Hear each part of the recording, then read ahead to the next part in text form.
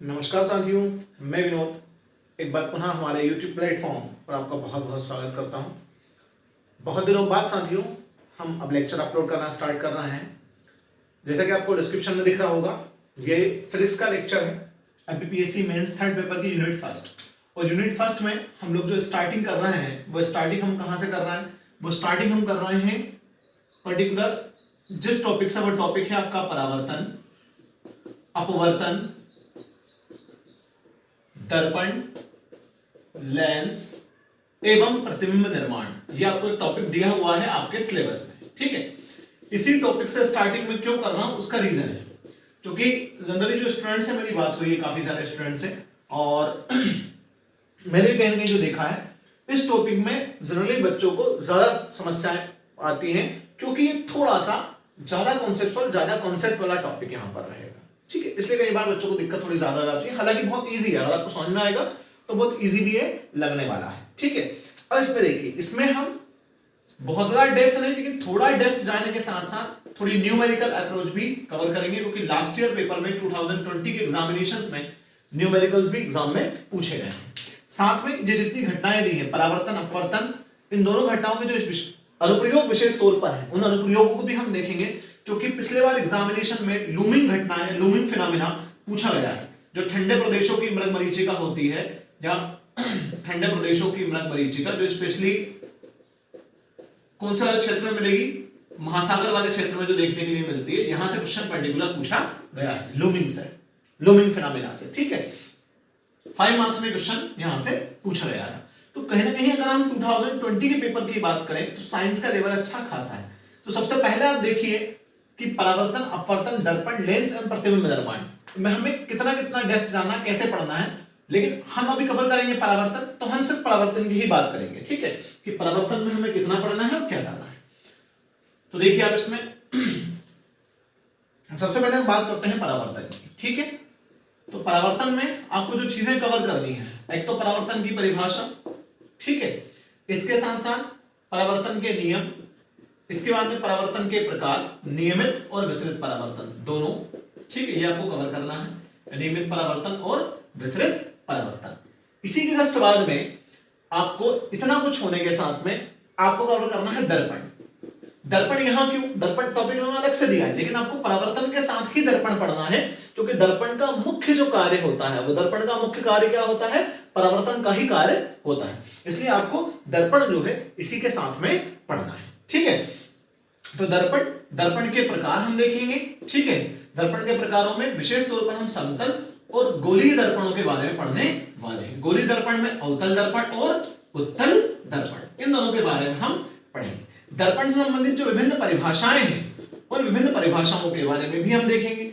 इसी के साथ में हम फोकस दूरी और वक्रता त्रिज्या में संबंध, एफ और आर का जो रिलेशन है, फोकस दूरी और वक्रता त्रिज्या का जो संबंध आता है, वो देखेंगे। और स्पेशली इस पर बेस्ड न्यूमेरिकल जो एग्जामिनेशन में आ सकते हैं, वो न्यूमेरिकल हम देखेंगे।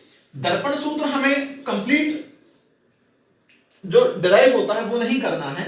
दर्पण सूत्र सिर्फ हमें ये देखना है कि दर्पण सूत्र क्या है और कौन सा सूत्र दर्पण सूत्र कहलाता है, ठीक है, जो 1/f equal 1/v plus 1/u होता है, इसके बारे में हमें थोड़ा सा देखना है। और इस पर बेस्ड एक तो न्यूमेरिकल्स को हमें देखना है, ठीक है, बहुत ज्यादा नहीं क्योंकि यहां से क्वेश्चन आने की संभावना कम है, लेकिन जिस हिसाब से 2020 का पेपर आया है उस हिसाब से हो सकता है कि वो एग्जामिनेशन में क्वेश्चन पूछ ले, बस इसलिए। तो कुछ लोगों को लगेगा कि दर्पण सूत्र तो जनरली स्पेशल साइंस में आता है, हम क्यों पढ़ रहे हैं, ठीक है। अब थोड़ा अगर एक्स्ट्रा ही पढ़ लेंगे तो बुरा नहीं है।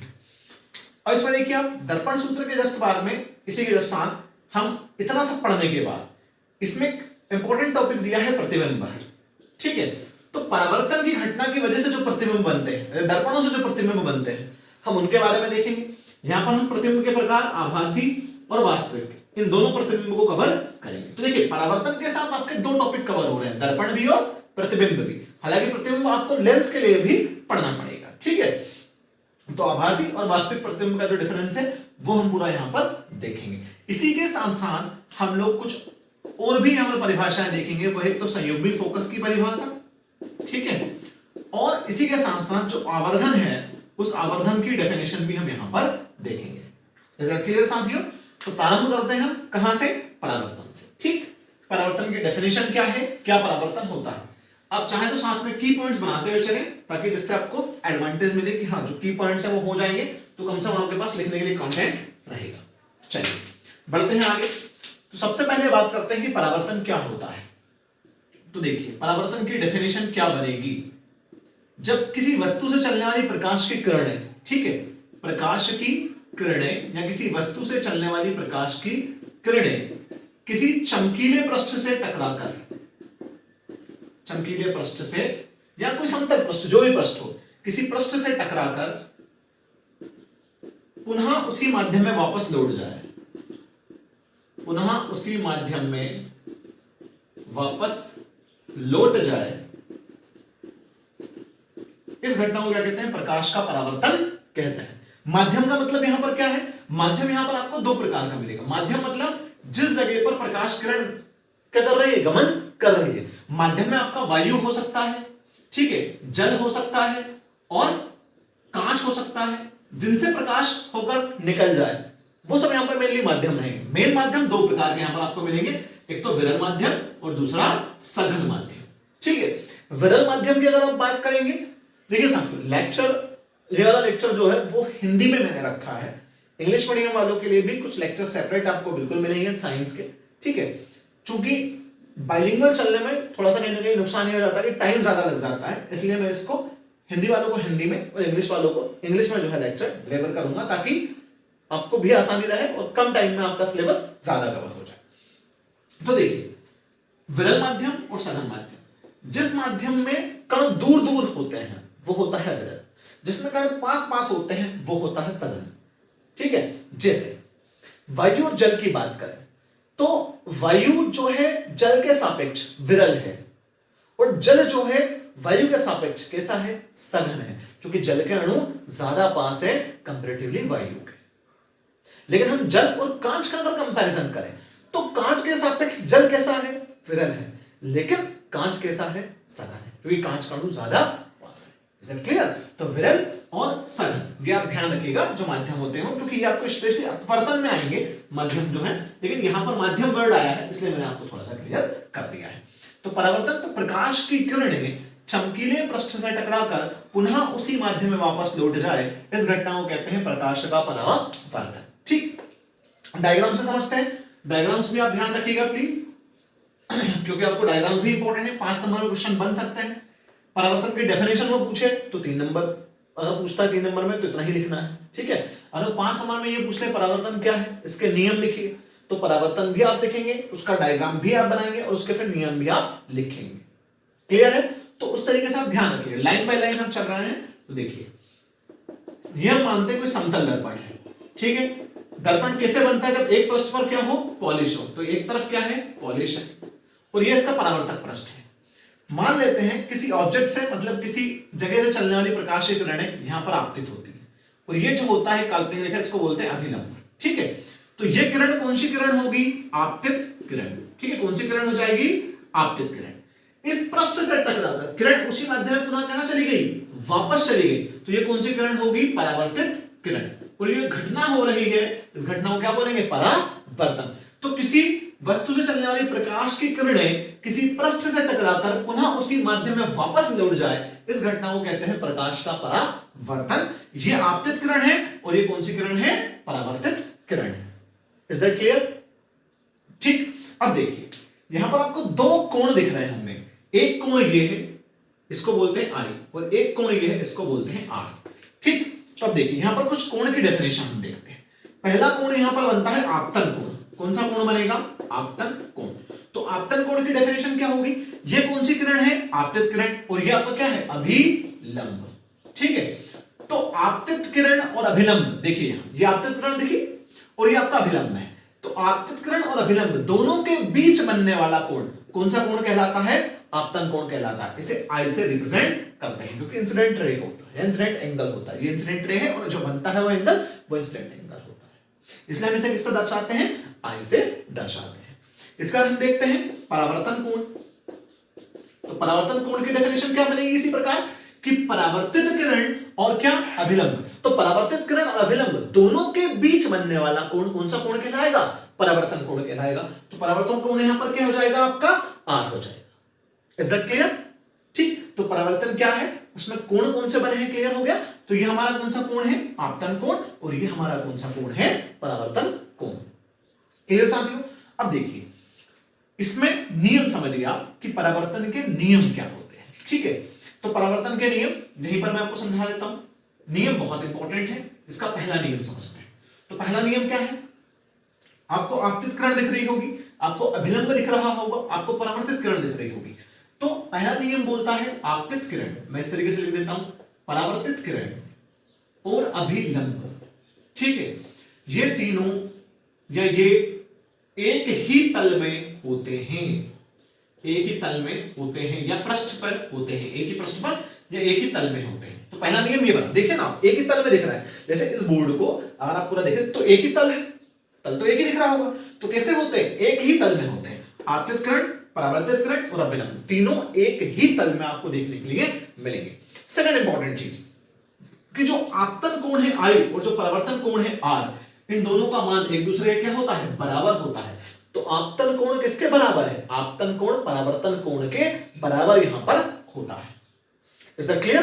तो 5 मार्क्स का क्वेश्चन आपका क्लियर हो गया। 3 मार्क्स का इसमें से पूछ ले तो आप लिख दीजिएगा, परावर्तन पूछे परावर्तन लिख दीजिएगा आप, नियम पूछे नियम लिख दीजिएगा आप। लेकिन अगर 5 मार्क्स में ऐसा पूछे कि परावर्तन क्या है, ठीक है, परावर्तन के नियम समझाइए, नियम लिखिए। अगर 5 नंबर में इतना पूछे तो पहले परावर्तन की डेफिनेशन आप लिखेंगे, फिर इसका जो डायग्राम है, डायग्रामेटिक फॉर्म वो आप बनाएंगे, और प्लीज जब डायग्राम आप बनाएं तो यहां पर आप ये जरूर लिख दें इसका नेम।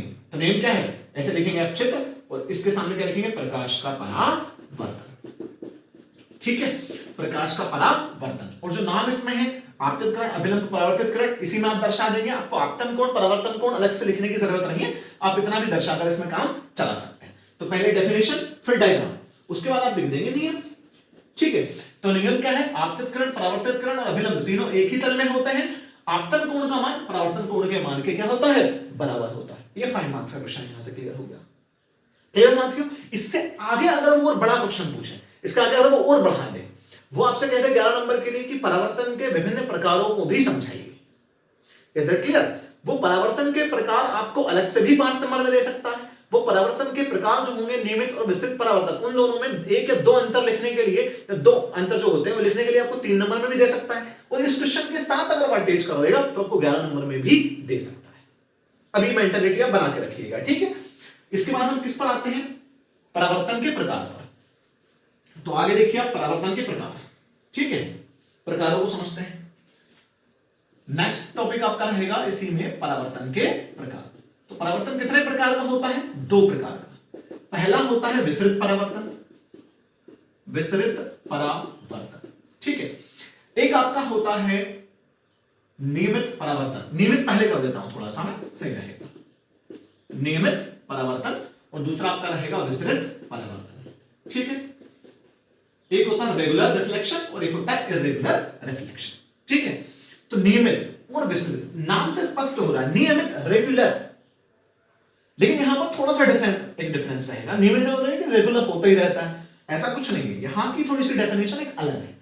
देखिए आप पूरा डायग्राम से समझिए, समझ में आपको आएगा। अब हम देखते हैं जब, तो सबसे पहली चीज नियमित परावर्तन के लिए हम जो ये पृष्ठ लेंगे, ये पृष्ठ होना चाहिए चिकना पृष्ठ। कैसा पृष्ठ है, चिकना पृष्ठ। ठीक है, तो हमारा ये पृष्ठ कौन सा पृष्ठ हो गया, चिकना पृष्ठ। अब हमने इस चिकने पृष्ठ पर प्रकाश किरणों को आपतित किया। मान लेते हैं 3 प्रकाश किरणें इस पर इस तरीके से आपतित हो रही हैं। तो आप देखेंगे तीनों प्रकाश किरणें या तीनों जो आपतित प्रकाश किरणें हैं परस्पर एक दूसरे के कैसे हैं, समांतर। तो प्रकाश किरणें परस्पर एक दूसरे के कैसे हैं, समांतर है। ठीक है साथियों, जो प्रकाश किरणें आपको दिख रही हैं वो परस्पर एक दूसरे के कैसे दिखी, समांतर दिखी या समांतर हैं। Is that clear? तो क्या होगा कि जो परावर्तित किरणें हैं वो भी यहां पर कैसे मिलेंगी, ये देखिए, ये परस्पर एक दूसरे के कैसे हैं, समांतर है। तो जो परावर्तित किरणें हैं, परावर्तित किरणें परस्पर एक दूसरे के कैसे हैं, समांतर है। तो ये कौन सा परावर्तन है, नियमित परावर्तन। तो नियमित परावर्तन में क्या आएगा, कि नियमित परावर्तन चिकने पृष्ठ से हो रहा है, तो चिकने पृष्ठ से होने वाला ऐसा परावर्तन जिसपे प्रकाश किरणें अगर परस्पर आपतित प्रकाश किरणें, ये आपतित है, तो आपतित प्रकाश किरणें अगर परस्पर समांतर है तो परावर्तित प्रकाश किरणें परस्पर कैसी रहेंगी, समांतर रहेंगी। Is that clear? देखिए ये भी यहां पर समांतर है और ये भी यहां पर समांतर है। क्लियर? तो देखिए पहला इंपॉर्टेंट पॉइंट यहां पर क्या बनेगा, इसमें दोनों में अगर डिफरेंस भी आपको करने हैं तो पहला इंपॉर्टेंट पॉइंट क्या है, कौन से पृष्ठ से होता है, ये परावर्तन चिकने पृष्ठ से होता है। ठीक है, आप चाहे तो नोट भी करते जाइएगा साथ में, अलग से नोट नहीं करवाऊंगा क्योंकि वीडियो है तो, लेकिन आप चाहे तो साथ में नोट कर सकते हैं। सेकंड पॉइंट क्या बनेगा कि आपतित प्रकाश किरणें अगर परस्पर समांतर हैं, आपतित प्रकाश किरणें अगर परस्पर समांतर हैं तो परावर्तित प्रकाश किरणें परस्पर कैसी होंगी, समांतर होंगी। नेक्स्ट पॉइंट यहां पर ये बनेगा, ये जो परावर्तन होता है, नियमित परावर्तन जो पर्टिकुलर होता है, नियमित परावर्तन के कारण ही हम कांच में अपना चेहरा देख पाते हैं। ठीक है, चेहरा देख पाते हैं कांच में, किसकी वजह से, नियमित परावर्तन की वजह से। Is that clear? जो नियमित परावर्तन होता है उसी से कांच में चेहरा दिखाई देता है। अगली इंपॉर्टेंट चीज यहां पर साथियों ये है कि यहां पर देखिए आप, जितना कोण बना के किरण इधर से आ रही है उतना ही कोण बनाकर इधर जा रही है, तो यहां पर क्या कंडीशन बनेगी, फोर्थ पॉइंट, कि आपतन कोण का मान किसके बराबर होगा, सदैव परावर्तन कोण के मान के बराबर होगा। यह परावर्तन का नियम भी है, समझिए आप। लेकिन विस्तृत परावर्तन में क्या होगा, ये पर्टिकुलर बराबर हो संभव नहीं है, और विस्तृत परावर्तन एक्चुअली में परावर्तन का एक्चुअल परावर्तन जो होता है वो यही होता है, नियमित परावर्तन। लेकिन विस्तृत परावर्तन की वजह से हम वस्तु को देख पाते हैं, यह मेनली कॉन्सेप्ट बनता है। ठीक है, तो आई इक्वल देना, अब ज्यादा डेप्थ इसमें मैं लेकर नहीं जाऊंगा, जितना कोई काम का उतना यही है, तो आप इतना इसमें ध्यान रखिए। ठीक है, उस तरफ आते हैं विस्तृत परावर्तन में। तो विस्तृत परावर्तन में सबसे पहली इंपॉर्टेंट चीज क्या आएगी, तो विस्तृत परावर्तन में सबसे पहले जो इंपॉर्टेंट चीज आएगी वो ये आएगी कि ये जो परावर्तन है, ये परावर्तन कैसे पृष्ठ से होता है, खुरदुरे पृष्ठ से होता है। तो हमने पृष्ठ कैसा लिया, खुरदुरा पृष्ठ। ठीक है, खुरदुरा पृष्ठ ये हो गया। अब इस खुरदुरे पृष्ठ से जो परावर्तन होगा वो कैसे होगा, इसमें आपतित किरणें परस्पर कैसी आ रही हैं, समांतर। ये देखिए आप, आपतित प्रकाश किरणें परस्पर कैसी आई, समांतर। जो किरण डाली जा रही है वो कौन सी किरण है, आपतित किरण। तो आपतित प्रकाश किरण, आपतित प्रकाश परस्पर कैसा, समांतर। लेकिन जो अपवर्तित प्रकाश किरण होती है, कौन सी, अपवर्तित प्रकाश किरण, वो समांतर नहीं हो पाती, क्योंकि खुरदुरे पृष्ठ की वजह से वो फैल जाती है। एक इधर चलेगी, एक इधर चलेगी और एक ऐसे चलेगी। ये देखिए, तो ये किरणें परस्पर क्या हो गई, फैल गई, मतलब ये समांतर नहीं है। मतलब जो परावर्तित प्रकाश किरण है वो समांतर नहीं होती है। Is that clear? मतलब वो बहुदिशीय हो जाती है, वो एक दिशीय नहीं होती। यहां आप देखिए ये एक दिशीय है, मतलब निश्चित दिशा में है, जैसे जिस दिशा में ये है उसी दिशा में लगभग ये है, समझ गए? तो इनकी दिशा कैसी है, सारी किरणों की निश्चित दिशा। एक पॉइंट ये भी बन सकता है कि जो परावर्तित किरणें हैं वो कैसी दिशा में होती है, निश्चित दिशा में होती है। ठीक है, लेकिन यहां पर दिशा निश्चित नहीं है, यहां पर दिशा कैसी है, अनिश्चित है। तो क्या पॉइंट्स बनेंगे साथियों यहां पर, पहला पॉइंट बनेगा कि ये कौन से पृष्ठ से होता है, खुरदुरे पृष्ठ से होता है। ठीक है, सेकंड पॉइंट बनेगा कि यदि आपतित प्रकाश किरणें यहां पर परस्पर समांतर हैं तो भी जो परावर्तित प्रकाश किरण है वो परस्पर समांतर नहीं होती है। तो आपतित प्रकाश किरणें कैसी हैं, समांतर, लेकिन परावर्तित प्रकाश किरणें समांतर नहीं है। ठीक है, इतना ध्यान रखिएगा। थर्ड पॉइंट यहां पर क्या बन जाएगा, थर्ड पॉइंट आपका यह बनेगा कि ये जो प्रकाश किरणें होती हैं, ठीक है, इन प्रकाश किरणों की एक इंपॉर्टेंट कॉन्सेप्ट क्या निकला कि यहां पर दिशा कैसी है, निश्चित, लेकिन इनकी दिशा कैसी है, अनिश्चित। अनिश्चित दिशा, क्योंकि बहुदिशीय हो जाती है। कैसी हो जाती है, बहुदिशीय हो जाती है। Is it clear? Next point आपका ये बनेगा, क्या यहां पर आप चेहरा देख पा रहे हैं, लेकिन इस दुनिया में जो वस्तुओं को हम देख पाते हैं, घर की दीवार को हम देख पा रहे हैं, घर के गेट को हम, दरवाजे को हम देख पा रहे हैं, हम लोगों को देख पा रहे हैं, हम जितनी भी चीजें देख पा रहे हैं, सीधे सीधे डायरेक्ट जो चीजें हमें दिखाई देती हैं, वो चीजें किसकी वजह से दिखाई देती है, विस्तृत परावर्तन की वजह से दिखाई देती है। तो वस्तुएं जो दिखाई देती हैं, वस्तुएं दिखाई देना इसी परावर्तन की वजह से होता है। मतलब विस्तृत परावर्तन अगर नहीं होगा, सभी वस्तुओं से अगर नियमित परावर्तन होगा तो वस्तुएं बहुत चमकीली दिखाई देगी और उसका एक्चुअल आकार हमें दिखाई नहीं देगा। इसलिए विस्तृत परावर्तन की वजह से हम वस्तुओं को देख भी पाते हैं। Is that clear?